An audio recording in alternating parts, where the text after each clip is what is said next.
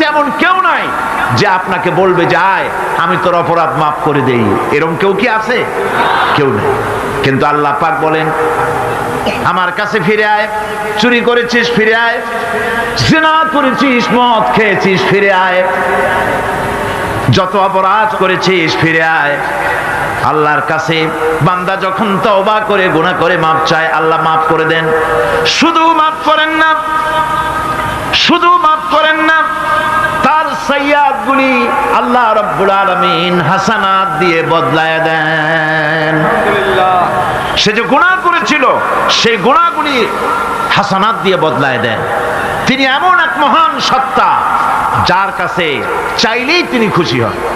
हर हमेशा देने को वो तैयार है, हर हमेशा देने को वो तैयार है, जो ना मांगे उससे वो बेजार है। যে চায় আল্লাহ তারে বেশি করে দেন, যে চায় না আল্লাহ পাক তার প্রতি নারাজ হয়ে যান।